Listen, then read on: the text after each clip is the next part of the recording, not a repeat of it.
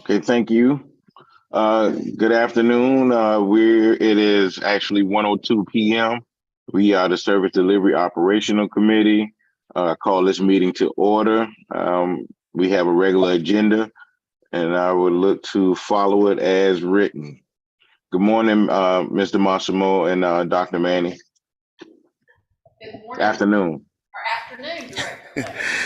Good afternoon, Director Lay. So we have a couple of items on the agenda.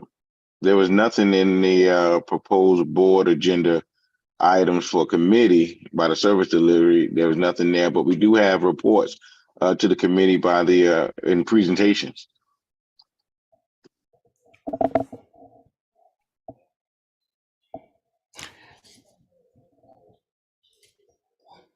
Yeah, Chair. Since we don't have any new business, I would like to invite Erica from ADL, who's going to present the zero emission bus, which is Okay. part of our presentation item. For grant. So, Erica, if you can hear me.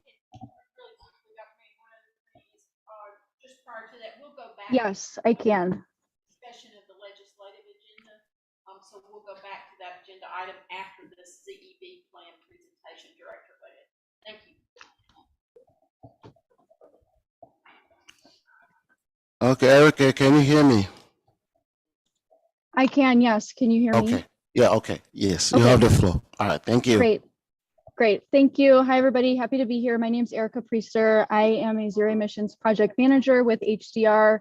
I am based in our Minneapolis office. Have been doing zero emission stuff for 5 years. So did a lot of work on this project. And I think the goal today is to just kind of run through what we did for this study, and then as well what the zero emission transition plan looks like.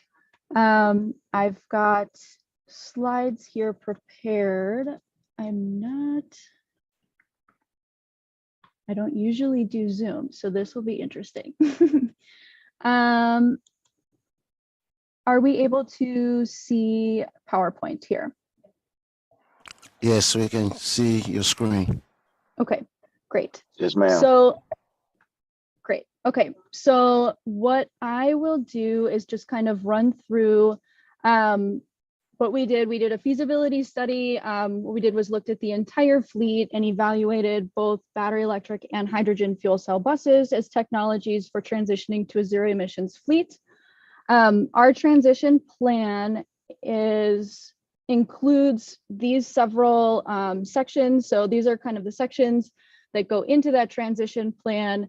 And they do hit the 6 items that were listed in the FTA Dear Colleague letter that they had issued in December of 2021 for what needs to be in a zero emission transition plan to qualify for FTA funding under the Low-No grant or the Bus and Bus Facilities grant.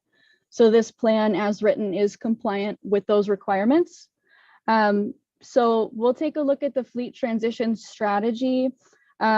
This is an overview of what the fleet transition will look like. So beginning in 2025, we'll have the next procurement of 35-foot battery electric buses, and then the installation of on-route chargers.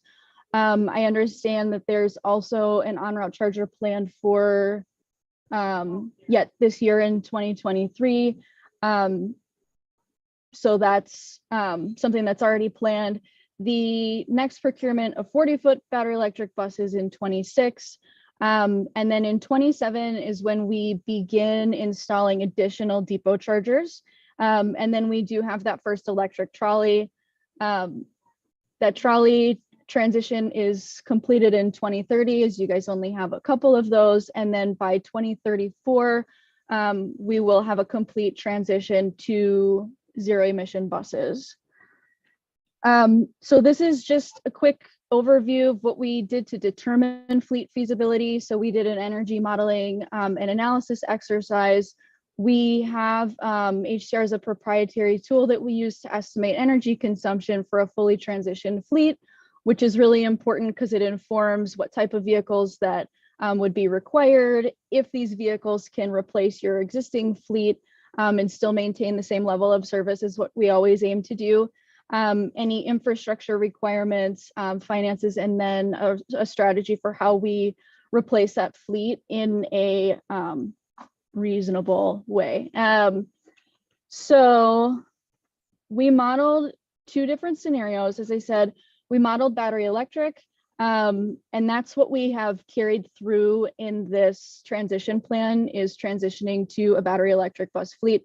I know there was a lot of interest in pursuing hydrogen, and we did do a full analysis using hydrogen, and it is written into the transition plan, but the focus is on battery electric as the vehicles work, but the physical footprint constraints at the Gwinnett Street garage don't accommodate hydrogen fueling infrastructure.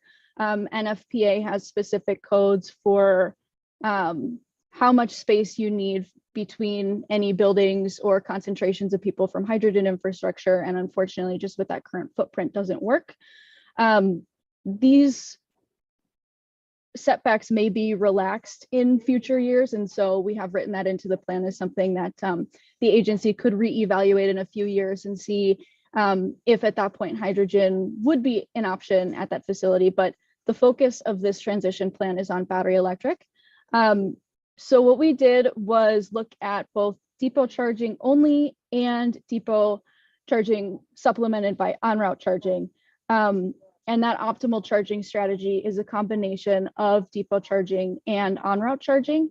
Buses can be replaced at a 1-to-1 ratio this way, meaning that you know, you don't have to buy multiple buses to replace one diesel bus. You can complete your service as is. And then the charging infrastructure can be installed within that available physical footprint at the garage. And then also, in addition to the footprint issue with the hydrogen, the cost is significantly higher, which we'll touch on in the financial analysis section. So what we did for fleet replacement schedule is we took CAT's existing fleet replacement schedule.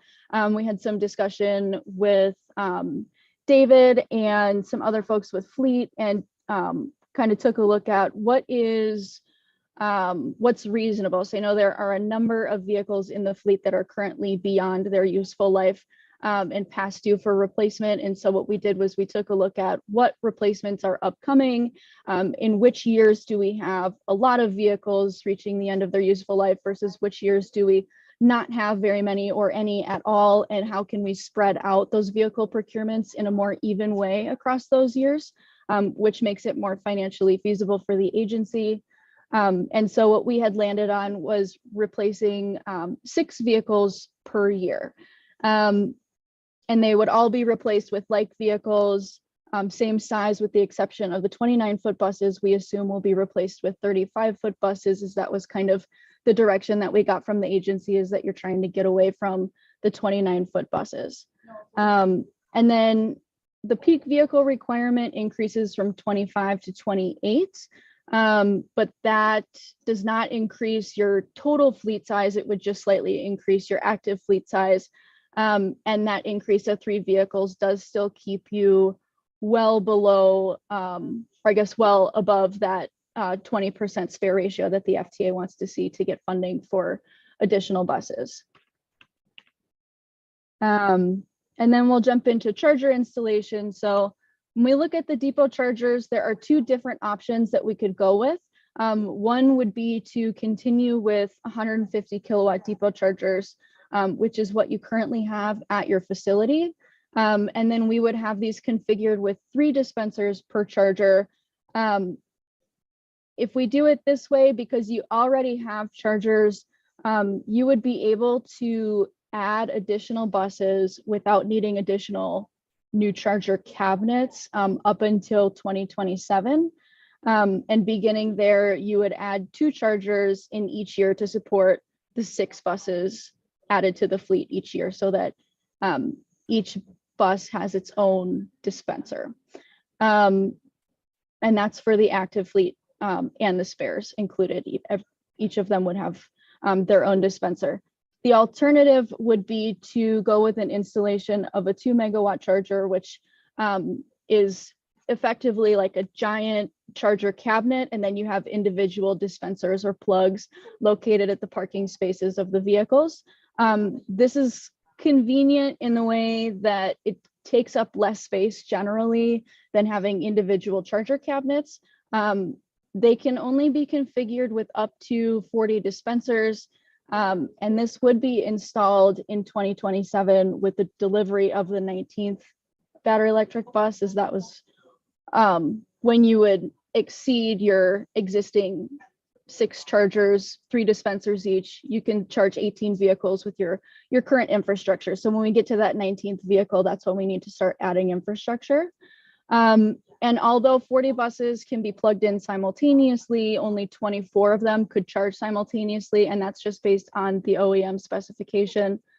But based on the modeling, we could still implement this charging solution and have all vehicles charged overnight, as it would just kind of, there's software with the charger where when one vehicle completes charging, it will move to the next and begin charging the next vehicle.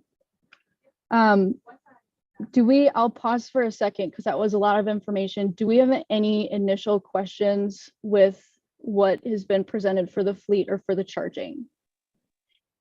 This is Director Leggett. If so you're saying that we're okay with all of the with the charges that we currently have. It's just when we get to the 19th bus that we have to have an additional charger installed. Correct. So right now you guys have 6 150 kilowatt depot chargers. I believe they're only 1 dispenser per charger. And so the recommendation would be that you retrofit those chargers to have 3 dispensers each. So the charge cabinet would be the same, nothing would change. You would just be adding 2 plugs so that you could plug 3 buses in simultaneously. If you did that to each of those 6, you can have up to 18 buses charging simultaneously. So that way, when you get to that 19th bus, is when you would start adding additional chargers. Yes, so that you at no point have less dispensers than you have buses. You can always charge all of them. So with supply chain right now, is best to start making purchases. So once 2025 to 2030, we'll be able to it'll readily be in place for the buses Yes. and for the trolleys. Yes, the trolleys would utilize the same chargers. So, but yeah, with supply chain issues right now, we're seeing for buses and chargers a year or more as a lead time, and then any utility infrastructure or transformers, anything like that, there's a significant lead time on those as well. Just unfortunately, the nature of the industry right now. So yeah, we recommend that you start capital planning a year or 2 in advance. So, for these chargers due in 2027, you'd likely want to start looking at your funding options in 2025 and be applying for funding in 25 or 26 to ensure that you're receiving that money. Director Leggett, just to add to that, I know that you may have had a chance to look at our legislative agenda, and you may recall that this year we're targeting 2 things with the Georgia Transit Trust Fund, allocations and formula funding. One is electric microtransit vehicles, but the other is electric charging infrastructure. And we're also working in collaboration with the City of Savannah, Chatham County, the Chamber of Commerce, CETA, the City of Garden City, because of the electric charging infrastructure deployment that they are specifically undertaking right now as well. I think I mentioned Georgia Power already. So we have a sort of community collaborative of sorts that has been meeting for about the last 4 to 5 months and working together on how, not only for charging depot charging installation matters that CAT would have, or any of the other, whether it's the city or county that has fleet vehicles would have, but how are we working together from still from a fleet or a public vehicle perspective? How are we working together for a community-wide deployment of charging infrastructure that can serve, whether that's our existing fixed, our paratransit, our upcoming microtransit, our commuter express that's upcoming and so forth. So we're working together already on how we can accomplish these things in an expedited way. And that's a plus also because that address our contribution to the 2035 Clean Air Pledge. That's correct, sir. Thank you. Erica, if you can hear me, I have one question. I guess the charging should have been level 3 charges instead of 2 on your report. Is it possible that can be updated? I'm sorry, what was you were The a little error, bit, the error charges by design should have been level 3 charges. So on your yes. report, yeah, is it Yeah, 2? so all of these 150 kilowatt default chargers are level 3, the DC fast chargers. Oh, okay, perfect. Thank Yes. you. Absolutely. That's all I have for now, and thank you, Erica, for your Okay. time and last minute, and that we had to call you to do this presentation. I appreciate it. And if Yeah. you have more slides to go, right? I do, yes. Okay, all right. Sorry, go ahead. That's okay. Just wanted to get through that piece first. We'll look at facility and infrastructure plan at kind of a high level, and I'll do this by going through it one facility at a time. So for the Gwinnett Street Garage, we talked with Georgia Power. Georgia Power said that they have existing spare capacity there, not enough for all vehicles to be charging at a full output simultaneously. So if that were to be the case in the future, there'd need to be coordination with Georgia Power. However, based on the modeling that we did, if you were to implement a charge management software, which they're very common, there are several of them compatible with all different OEMs, that would be something that you'd be able to keep the overall peak load beneath that available power level using the current utility infrastructure that's at the facility. What we had looked at was placing the charger cabinets along the property edges with dispensers located near each bus. As we kind of see over here on the right side with the red, the blue here is existing infrastructure. So the two 150 kilowatt chargers, as well as the existing switchboards, and then that mobile charger quick connect. And then the dispensers would be, in this case, located near the buses. And the only thing here is that it might be necessary to install multiple charging ports on the bus. Many OEMs will design buses. It's an option where you can have a charge port at the front of the bus and a charge port at the back of the bus. That provides more flexibility in a case where, like in these parking spaces here, if the orientation is not always the same, where sometimes buses are backing in and sometimes they're pulling straight through, that would be something to consider. But that would, again, just kind of depend on the parking orientation and how buses are stored overnight. And then just to add really quick, we did want to make note of the future level 2 chargers for fleet vehicles up here at the top, as well as note the existing level 2 chargers for the fleet vehicles, the 10 of them down here at the bottom. So we were just looking at the transit fleet, but did account for that charging load when we were looking at what we were doing with Georgia Power and coordinating in that matter.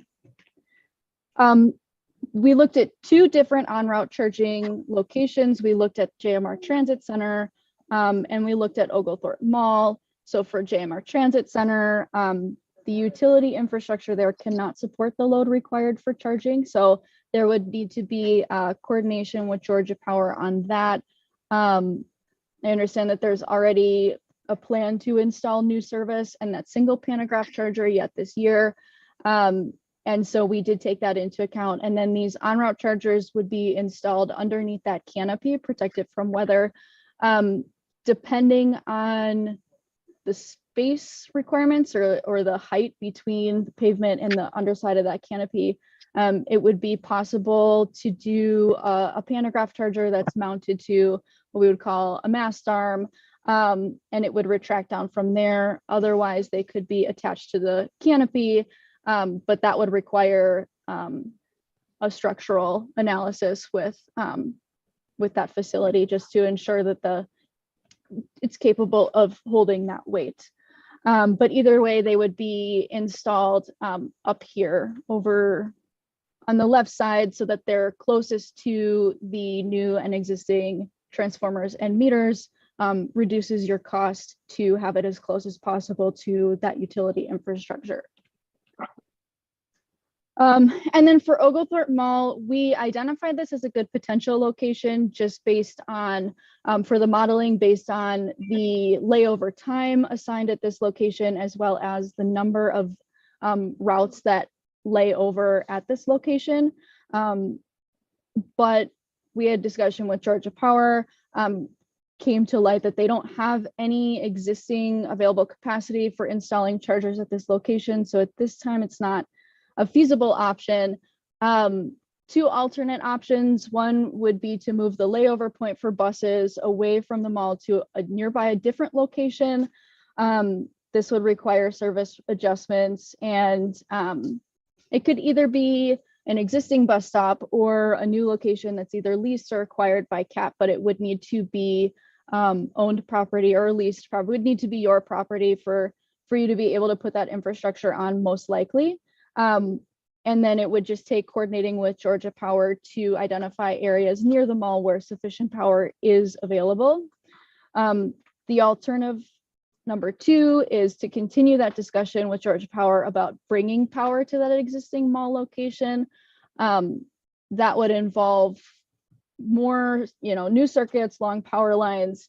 That can be very, very expensive. However, would be less expensive than the alternate option one, because otherwise you're buying potentially buying or leasing a new property, which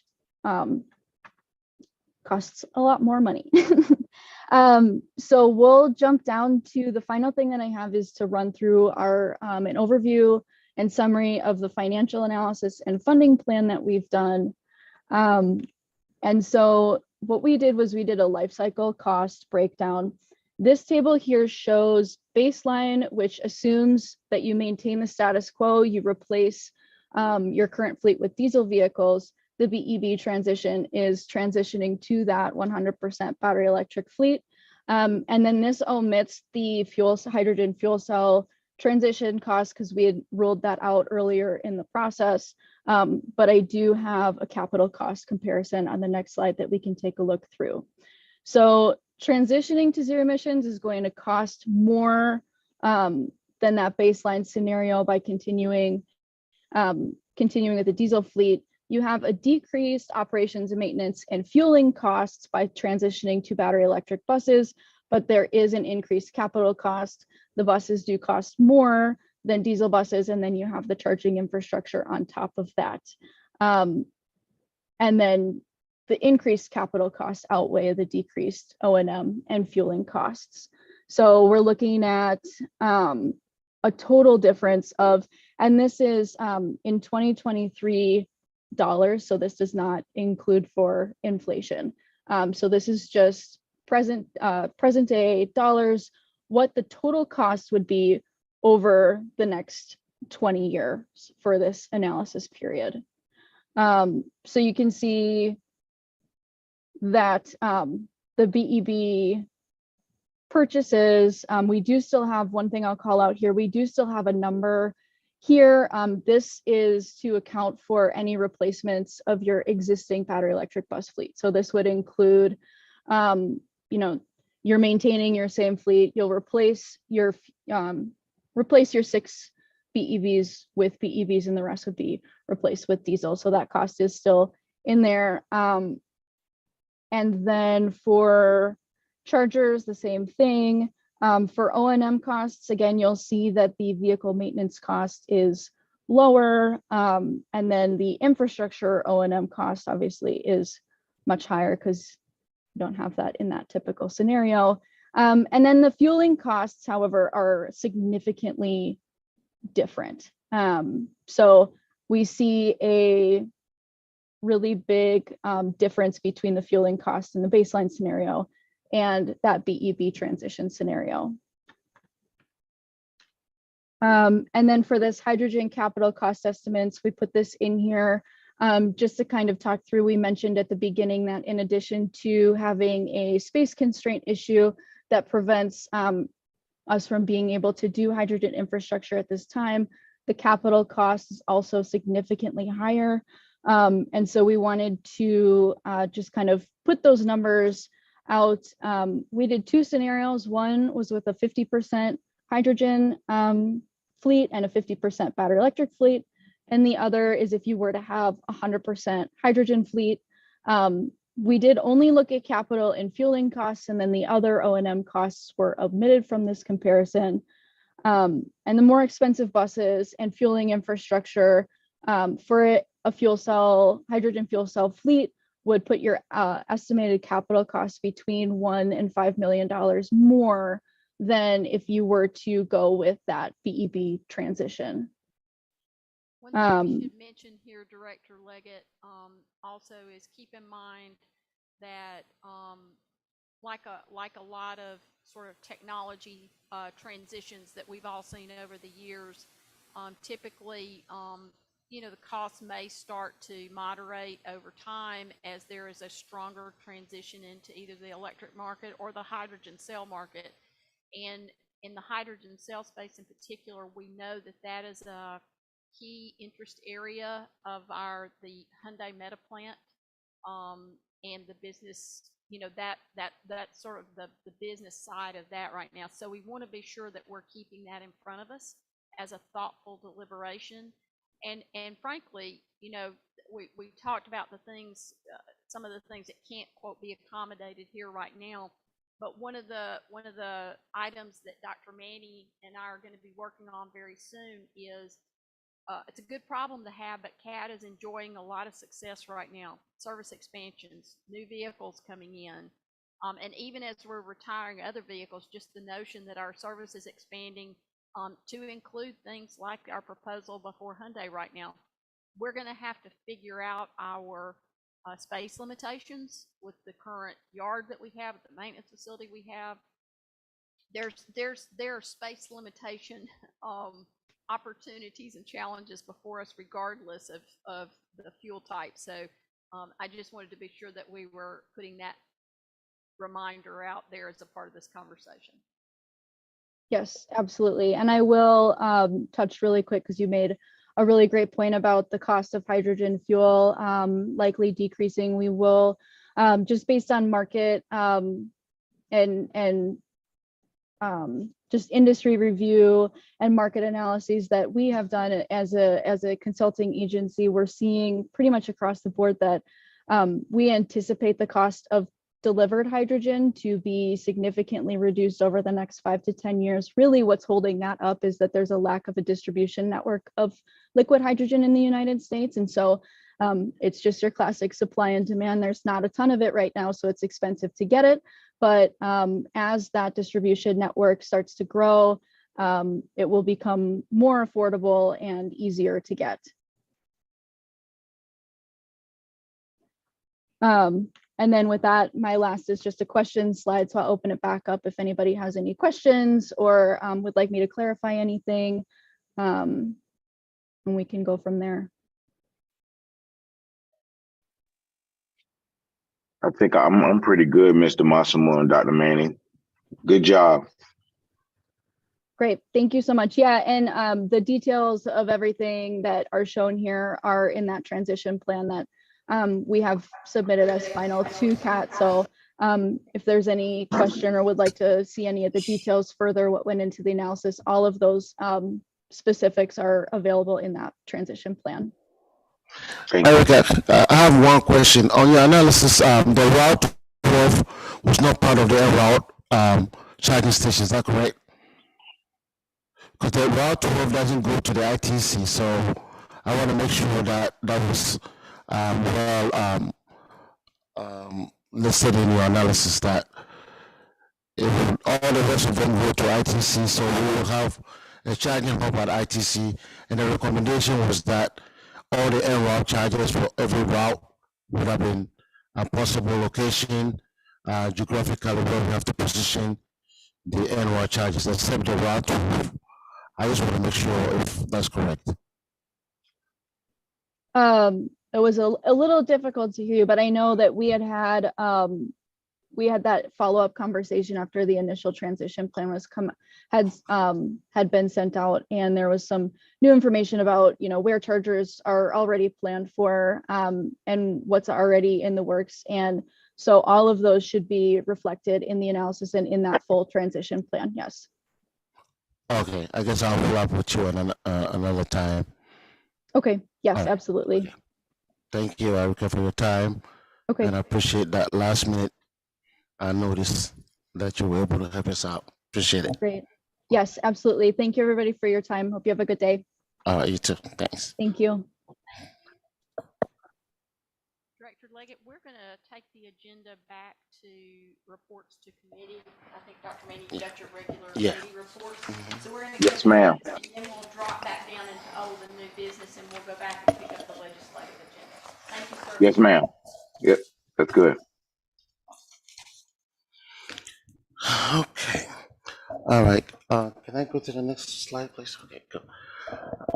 That's a much good news for the month of August as compared to July, and we're gonna run through all those data and for the committee purposes.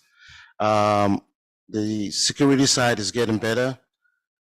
Accidents have been reduced because of training and also consultation with drivers. So that if you compare this to last month, and it's getting better on all the marine, transitive and fixed route, offsite accident was 0, which is a good thing. Okay, and next slide, please.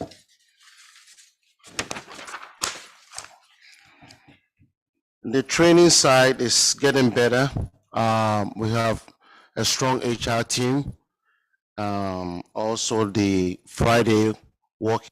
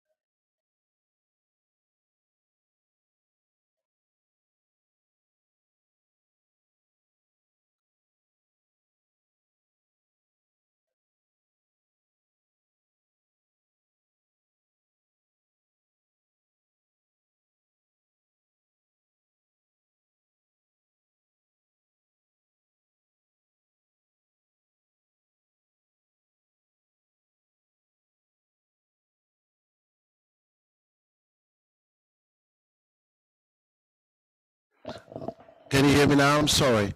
I apologize for the public, anybody watching this. I was off mic for a minute. Yeah, so the CDL, I was talking about the CDL program. We had one student as a pilot program, and that was very successful. So today, she graduated, and now we have all the hope that we can bring in more class. So the class size for the next one, October 23rd, is going to be more than 10. That is our hope. We have all the students lined up. And like I said, today was a very historical day for CAT. We had graduate of 16 students that are going to join our workforce, and we were all very excited. The program was very successful, and I would like to take this opportunity to thank all those that made this program possible today.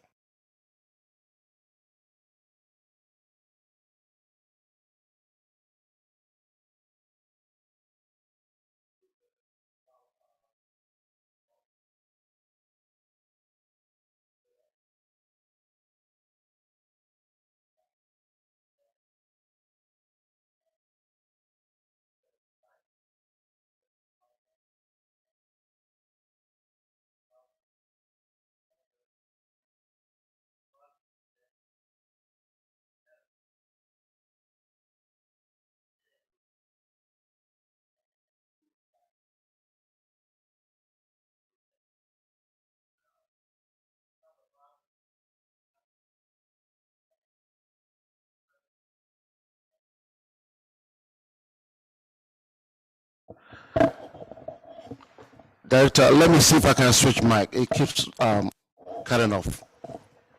Yeah, let me see.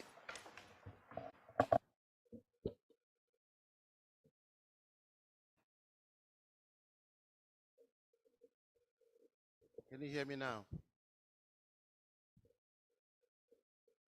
All right. So I was talking about early departures on Route 17, and if you can see this data, MLK and Henry, the bus gets there too early on the AM side.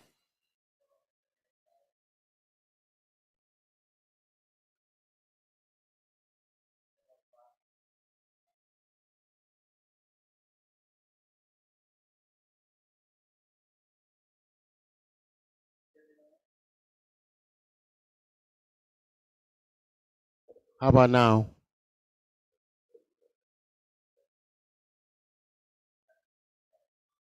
Yes, sir.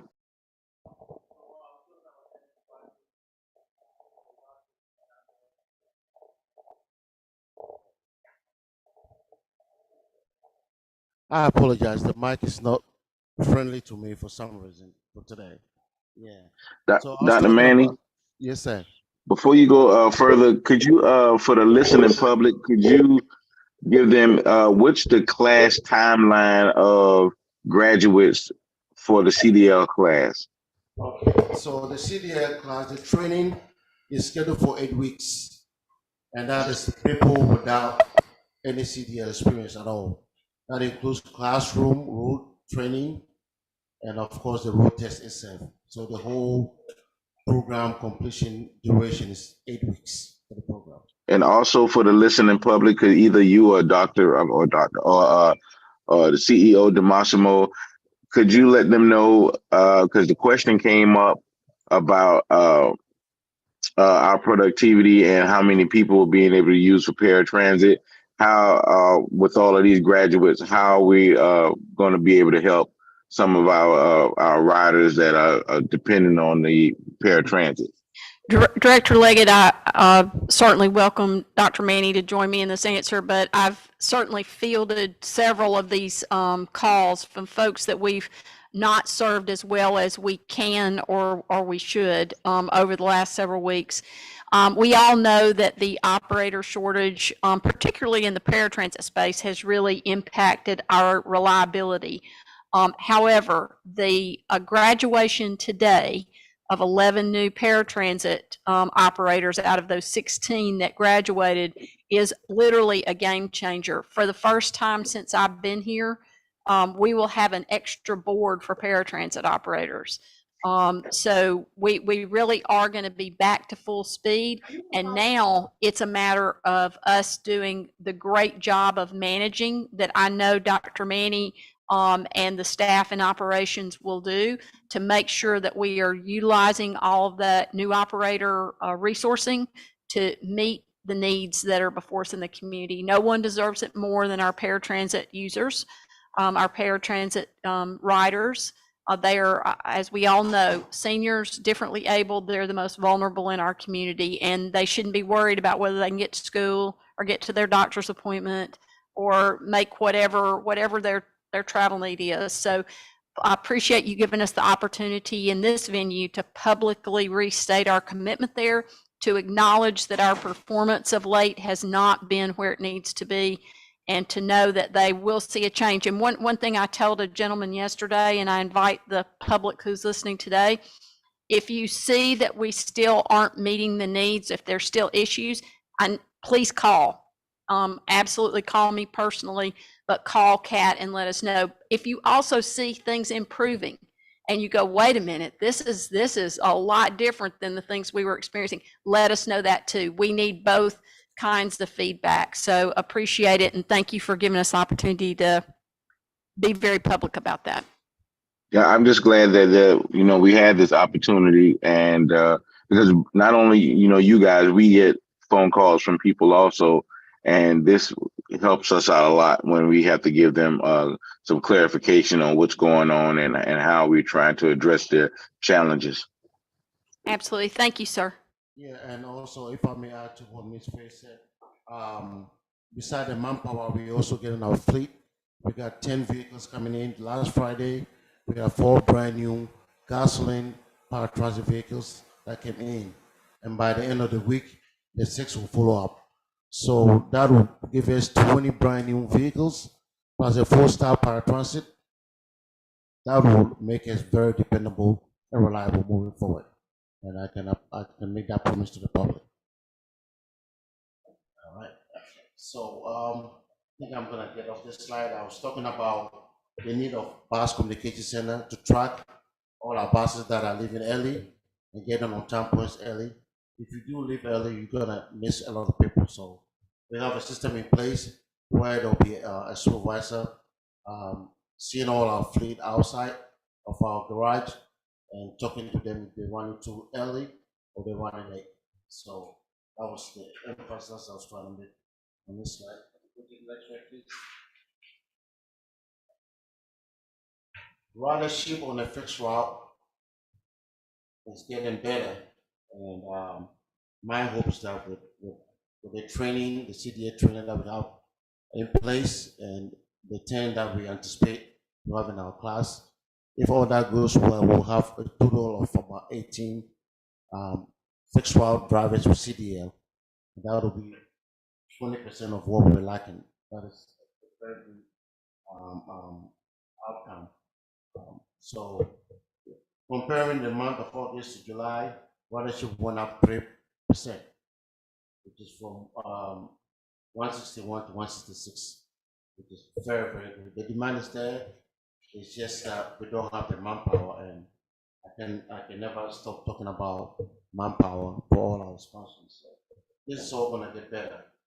If you look at the chart comparing all the fixed route missed trips to last month, we're doing very well.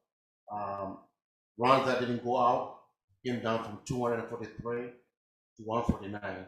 Late trips 22 to 18, and also road calls were reduced from 13 to 4, which is very, very good. All this data help us to know, track our KPIs, to know that we are improving, and that's the goal.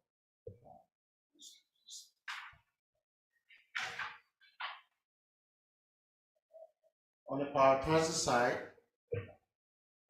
if you can see the slide, the table on my right, compared to last month, on the missed trip was 9 months for the month of July. August, we had only two missed trips. With all our struggles, so imagine all the 11 students that graduated during our workforce, this number I expected to see 0.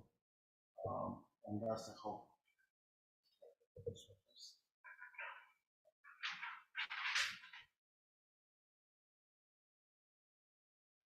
October 6th, I'll be one here in Chatham area transit. I've never seen this number, and when I find out on the marine side, this is the only time that I've seen ridership go down. And we did a historical data to compare. Dr. Me, we need to change the slide. There's Marine. It was still on a paratransit slide.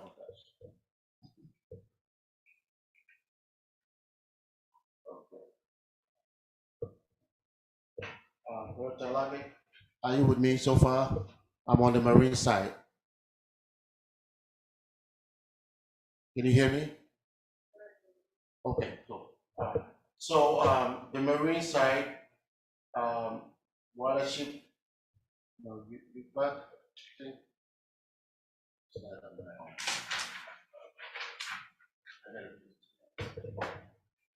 So ridership on the marine side went very down, 39%. If you run it up, 38.9. And the reason is that because of the hurricane, and also the tourist season is almost to the end. If you compare the month of August historically, it's always a trend record of low ridership on the marine side.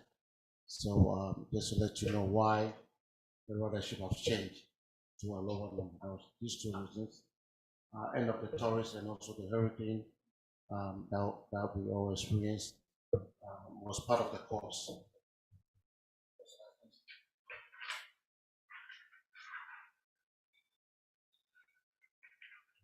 On the maintenance side, I don't think there's anything else to say here, but the only difference is that if you look at the table where it says fixed route EV, um, our target means of distance between field ones is 12,000. The national average is 14. And if you look at the fixed route electric vehicle, it's 11, not even up to 12. And the reason was that one of the buses was taken off service, and it has some electric battery problem that they were working on. That's why that number is low. Beside that, we were more than above average and also above the national average in all categories, so that's good. Next one, please. To wrap it up, a little update from my department, and I'm gonna make sure that this is starting very quick. See if I can find my notes.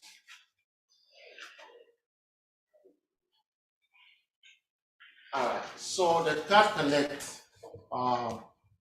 this is what we used to have similar services where we were providing service for senior citizens. This time around, the difference is that we went to them and find out where they want to go instead of we designing a route for them. And most of them want to go to shopping mall, and we designed a route they need. We have 4 vehicles that will be coming in by next week, and I intend to start this program before Thanksgiving. So that is the goal. If anything changes, I will inform the board. We have planned to start this program before Thanksgiving. This is a very unique system. We have 4 buses every day servicing different senior citizen buildings. And it's a good thing. When we did a survey, and we're all very pleased with that coming out with this kind of system. In the past, we had a route where we just took them out and drop them off. This time it's going to be where they want to go. And I'm planning, working very hard to start this program by before Thursday. Probably the first week of November. And the next thing I want to talk about was the Title 6. This is a key in our industry. Whenever there's a route change, we have to meet with the community, with our ridership, and ask them if they have any input on our services. So we did this time, and we were able to meet at the ITC and at open forum where people were asking us questions about our next bid, which is going to be in effect in November. So we did this prior before the bid, and it was very helpful. People voice out what they don't want and what they want. And our goal is to be compliant with Title 6 to make sure that the demographic and also all areas have been covered and all have our services, so we don't leave anybody behind. And that is the goal of Title 6. So I'm glad we did that. Next one on my agenda is the Fire Transit Fleet. Like I said, we already acquired 10 electric vehicles, and we're purchasing 4 gasoline.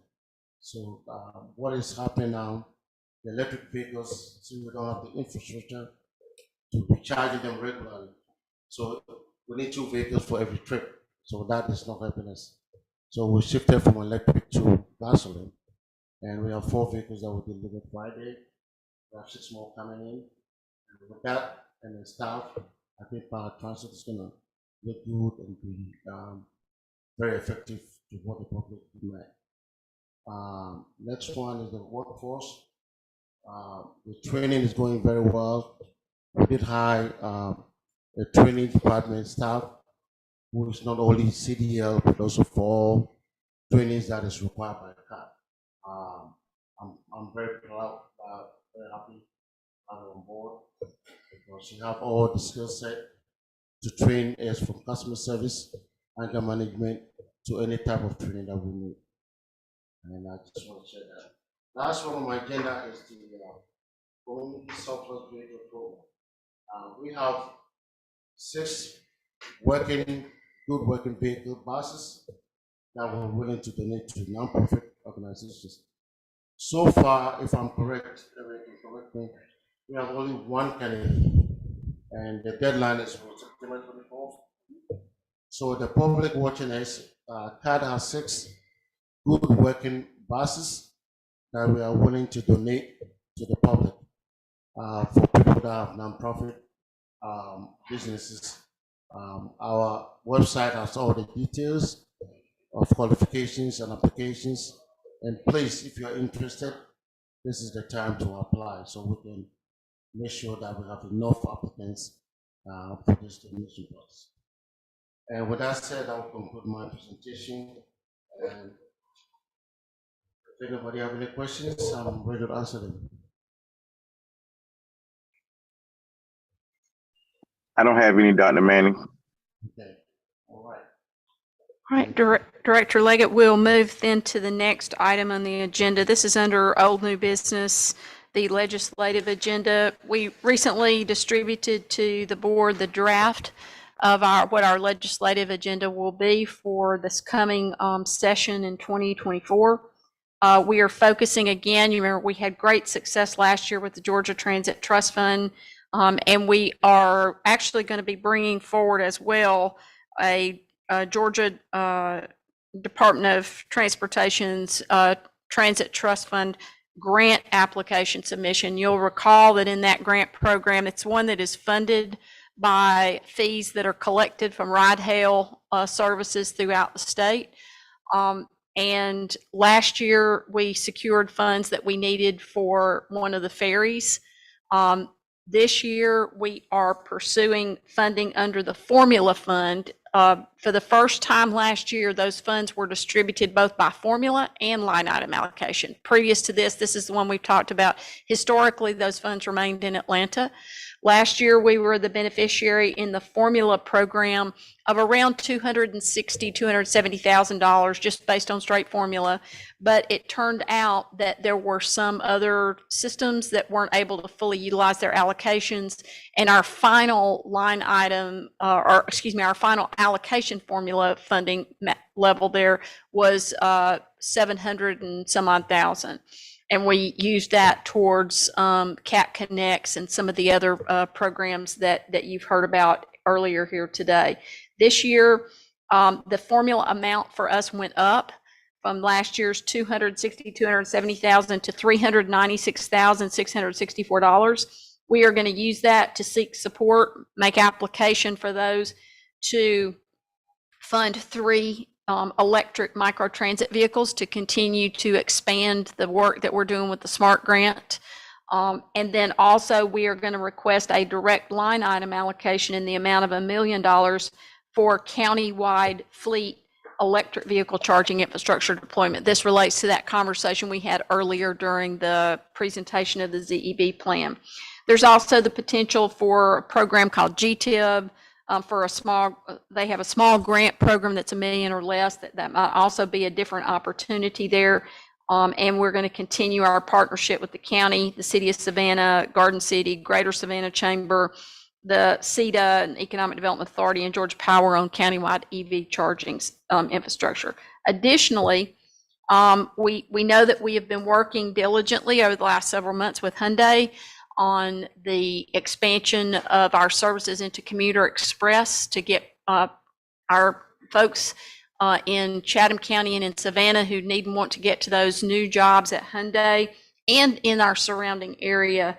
And we're working closely with GDOT, and we'll be with the legislative delegation for some legislation that would permit what's called bus on shoulder, or it's going to be called Commuter Express on shoulder, but it allows the use of either the interstate or a state route, the shoulder there, conditions permitting for buses to be able to travel, not having to sit in all the regular traffic, but to be able to travel with a better travel time. So those are going to be the areas that we are going to focus on, and we are welcome any comments and so forth on that, but that'll be a discussion piece under old and new business.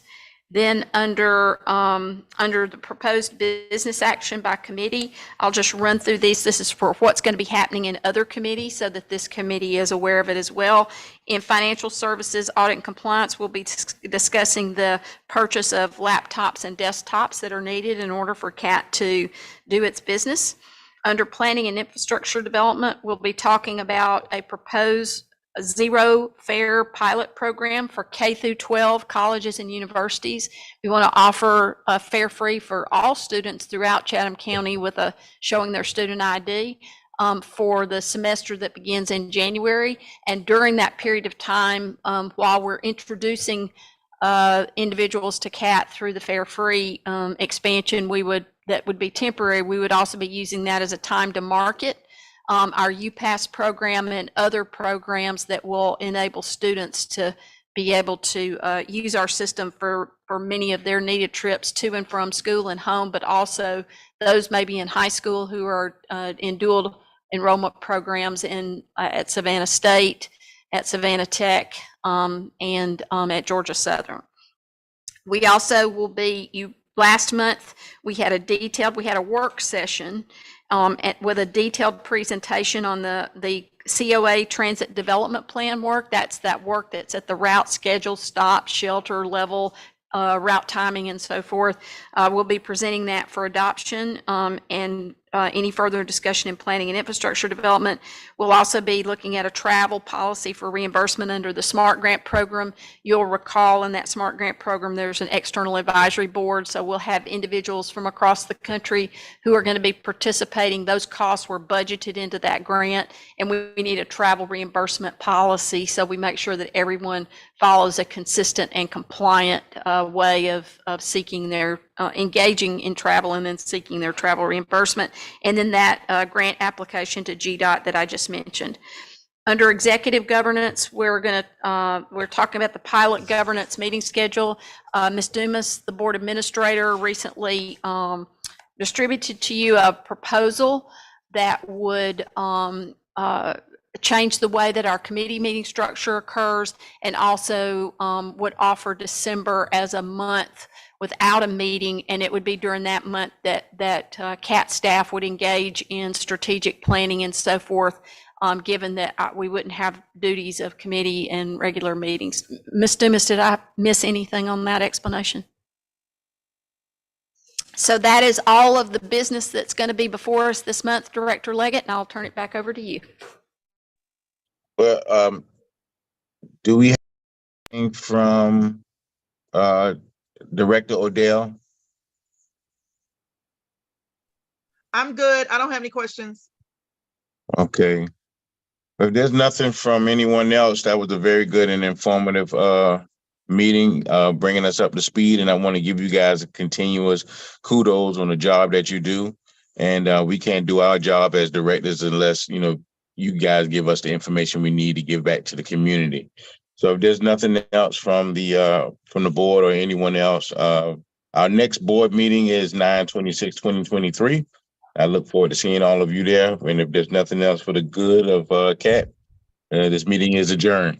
Director Leggett, I would like to add a big public thank you to you for your support at the recent City of Savannah Council meeting and our request for funding for the next 3 years of operations for the DOT shuttle. We know how important that service is, and especially with the expansion that we undertook this past year to serve Cloverdale and Carver Village with fare-free service for the first time ever. So we are really proud of all the work that we have done there, and we'll continue to do there. And it's not possible without leadership like yours and support like yours, as we saw in that council meeting. So thank you, sir. Well, the best is yet to come. So I just tell everybody online and all of our listeners, the best is yet to come. You've given us an opportunity, and watch us work. So if there's nothing else, this meeting is adjourned. Thank you. Thank you.